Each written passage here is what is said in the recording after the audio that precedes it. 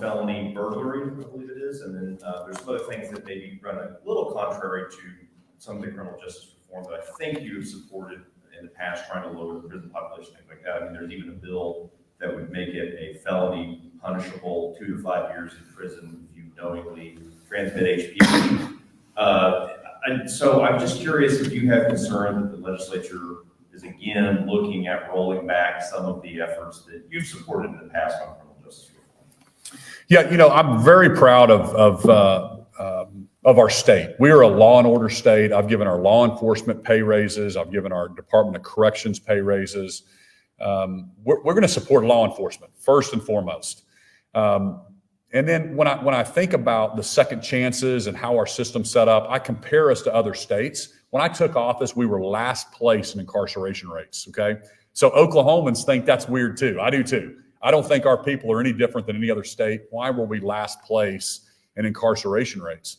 And so I've gone about to say, hey, there's some people that we're locking up that we're just mad at. We're not really afraid of. They're not a danger to society. So let's figure that out. And we've moved 10 spots.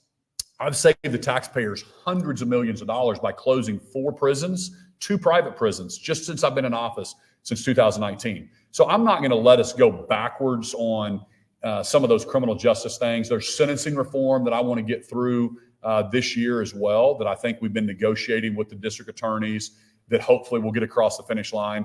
And then there's a real problem with some of this smash and grab and some of the things that are happening to Quick Trip and Walmart.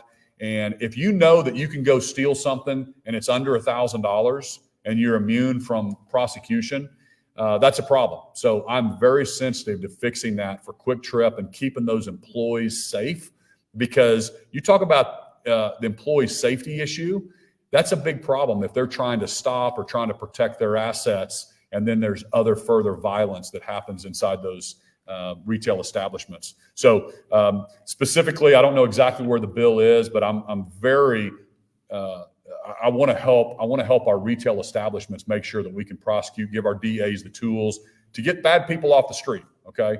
But I'm not going to let it go backwards. And that's why we need sentencing reform. Sentencing reform, think about this for a second. It's not fair for somebody to get 30 years in this county and to get 1 year in this county or probation. And that kind of stuff happens. So let's determine in our committees. What we've done is we brought all the groups together to say, what is this crime punishable? What sentence should this person have? And then let's have it more uniform. So let's bring the flexibility or the scope of the punishment and kind of bring those in a little bit.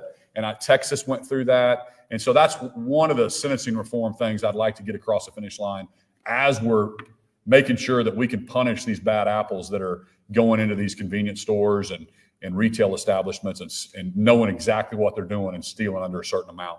But the other problem is if we go to $500, some of the tribal laws are at $1,000.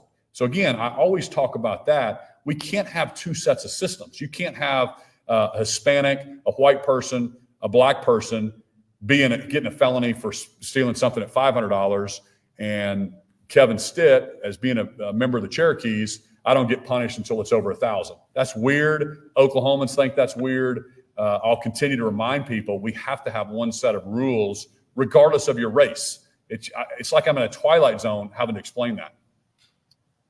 Good morning. This week, there